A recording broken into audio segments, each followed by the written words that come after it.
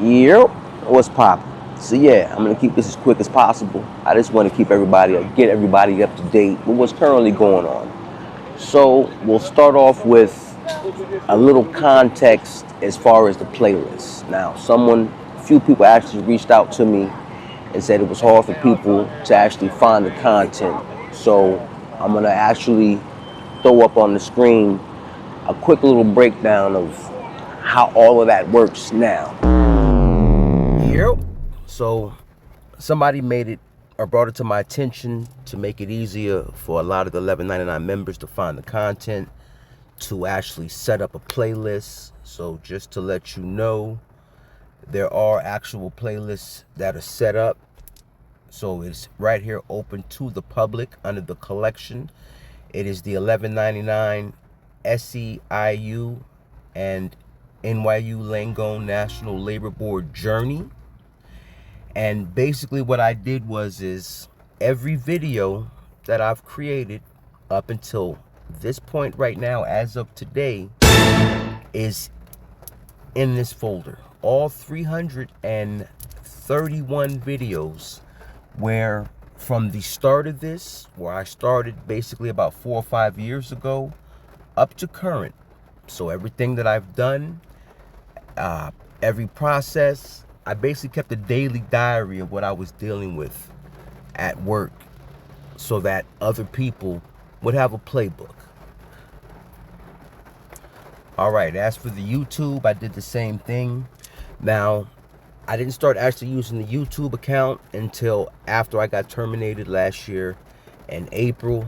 But if you go to the playlist right here where you see 11.99 SEIU NYU Langone EEOC NLRB Journey, My Reality, there's 136 videos in here on YouTube, also detailing the journey from start to finish from the point I started saving on here.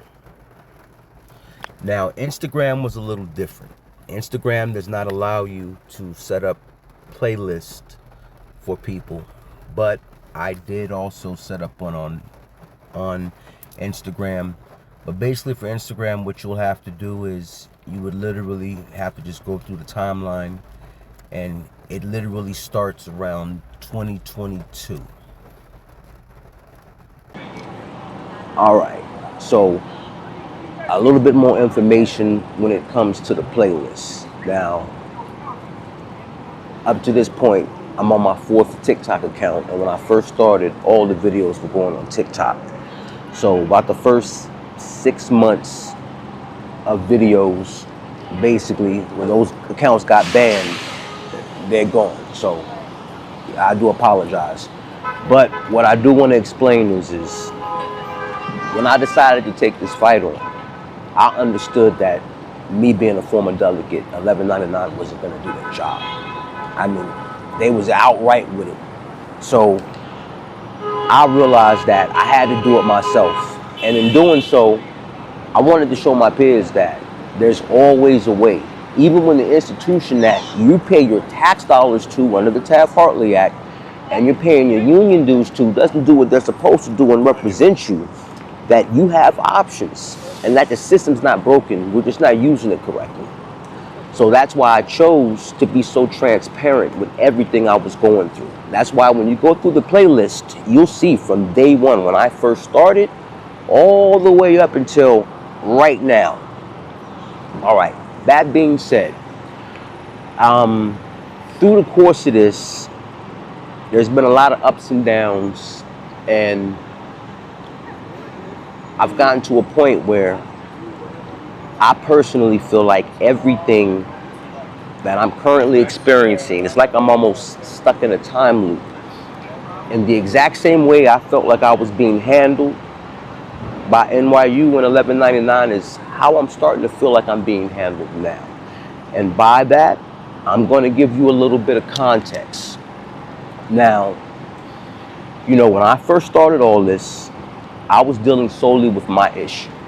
And then it got to a certain point where certain people saw the videos I was making, people reached out, and we went from there, right?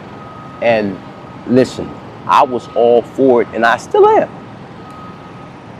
But at that point, that's when you saw the direction of my videos change, and I started taking on the issues that were going on with like Olympia's election, the election fraud, and everything else. And you know, for me, because I told everyone at my location when I filed with the EEOC, I said I'm going to get a third party to come in here and see what's going on. When they do, that's your opportunity to tell your story. So when people started coming out and reaching out, I had already jumped out the window. So I had no problem continuing to do what I was doing. This is where my issue lies.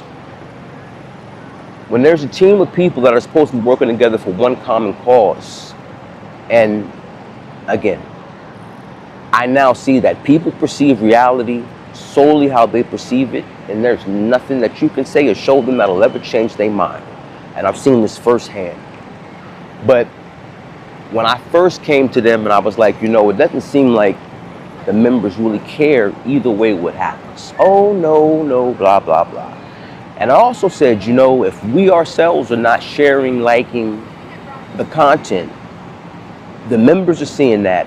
Not just that, we all already know the feds are watching. Just the fact they got caught up in the last election fraud, the feds are watching. But again, I have an EEOC case in conciliation, and I have a case on 1199 now pending. And just like when I had my grievance, when they showed up with copies of my video on their own pages, I'm telling you, I know they're watching. So when Lorraine does what she does, after they told you that George stole the money, they said there was no vote and George was using it as his piggy bank. I get her admitting that that was her voice. So now you know you've been lied to. I've shown you the information and the letter straight from the feds about the election fraud. And all I'm saying is we know they're watching. So when they see that the members care, then they know that someone's going to reach out and start holding them accountable. That's how this shit works. What they say, the squeaky wheel gets the oil. But, you know, I understand, because before I did what I did, I was walking in fear. So I can understand that. But this is where my issue comes in. When someone tells me that they need me to do something and they come to me for help, and I say, okay, and then there's an agreement that's made and that agreement's not kept, that's a problem. And then when I bring it to your attention, and then you say, oh, you know what, nah, that's not the case, but we're gonna fix it. And then you turn around, because I'm not doing this, I'm not trying to embarrass anybody, but I'm stating the facts.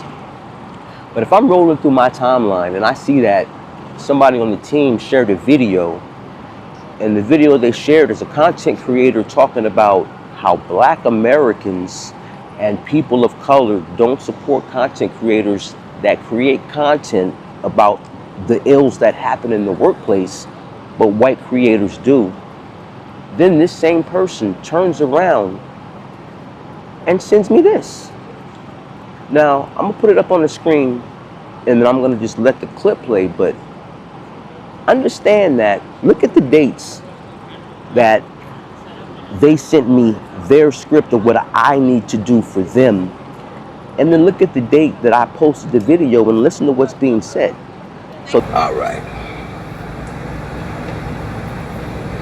Now, as you'll see, I'm gonna throw up on the screen what is the current tentative contract.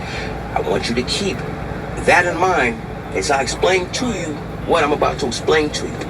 As you see here, contract victory, terms of our agreement. Year 1, 4%. Year 2, 4%. Year 3, 2%. Or 2 plus 2, right? All right. So, that being said, now we're going to go to the next line item. We're going to start with what is the annual cost of living increase in the United States of America. That being said, this is going to represent the national average out of the whole union. I want you to remember, New York City is above the national average. This is why in New York City, minimum wage is $15 an hour. But once you leave New York City, federal minimum wage is a lot different. So keep that in mind. So based on the rate of the national average, which is what federal minimum wage is based off of, the annual cost of living increase is primarily measured by the Consumer Price Index, which is known as CPI. Keep that in mind, okay?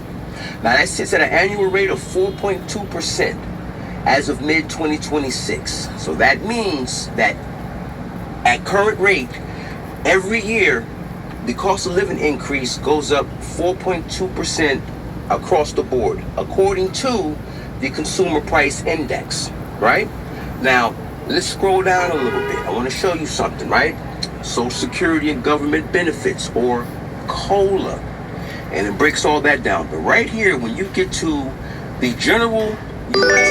inflation, it says annual inflation rate, 4.2%.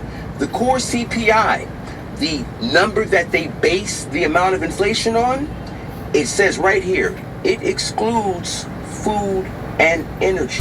That tells me that you're not even paying attention to what it is that I'm doing for you, which means you're wasting my time. And then when I sit on the phone with you for 53 minutes and 17 seconds, and it's like we're having two different conversations, and every time I tell you what's happening, you literally ignore everything I'm saying. And when I tell you it's just not one individual, it's everyone across the board.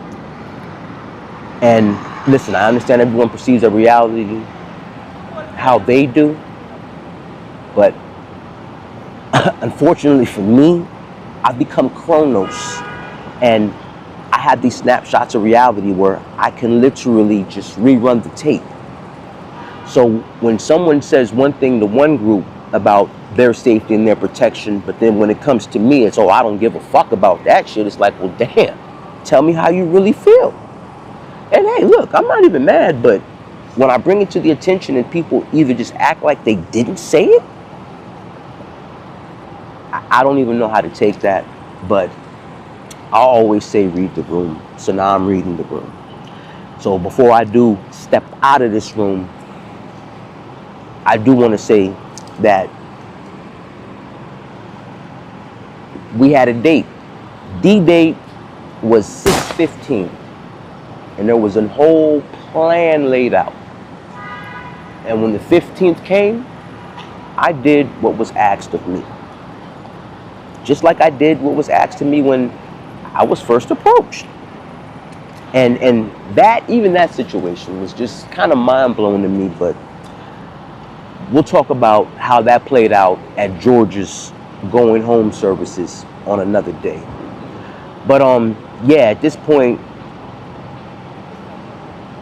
when I go back, because because of what I've been going through, and I always reveal the method of my speech. I have never hid anything that I've done, and I've kept my word to everyone that I've given it to, and I've done everything that I said I was going to do. But when the members are getting fucked over on a contract, and there was a way to slow that up, but what was supposed to be done wasn't done, I don't know what else to say, but it's weird when people are still coming to me like, this needs to be done, and that, what was agreed upon wasn't even done. And I know it was one thing my father instilled in me. Say what you mean what you say, and as a man, you do what the fuck you're supposed to do. I did what I was supposed to do. And I've said numerous times, I'm not going back. My case is in conciliation. And then I'm still waiting for my case on 1199 to conclude. But I really don't have a dog in this fight. The contract is no longer, it doesn't affect me. And what happens at NYU no longer affects me either. And when I sit back, and like I said, I stepped up to help with what happened with George, because when I needed it, my delegate was the first delegate to ever go all the way from that process to grievance process to the shit with the delegates. But you know what I'm saying, all the way up into that process, up until right before arbitration. Normally, organizers handle that, but my delegate went there because I asked George.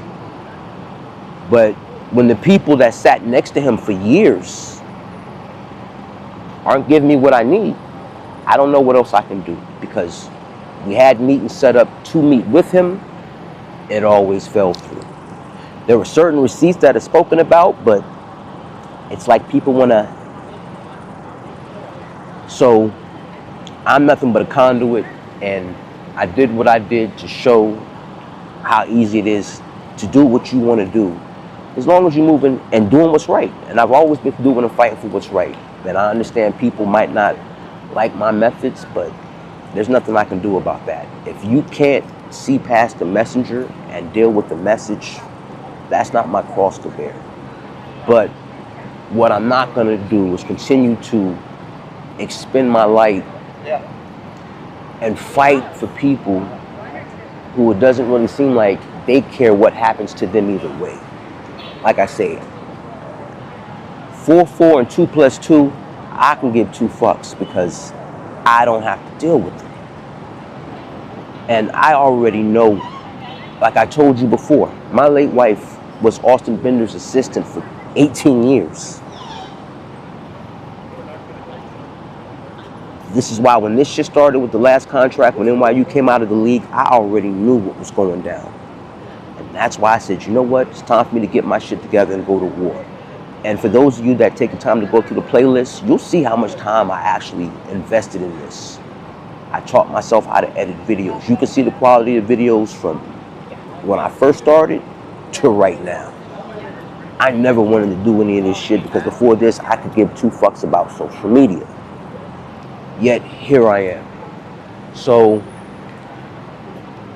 I'm gonna now put into this what I see everyone else putting into it, and I'm gonna go on sabbatical, because if there's one thing that you're gonna notice as you go through the videos and the playlists, if you do, is the change in my personality and my approach.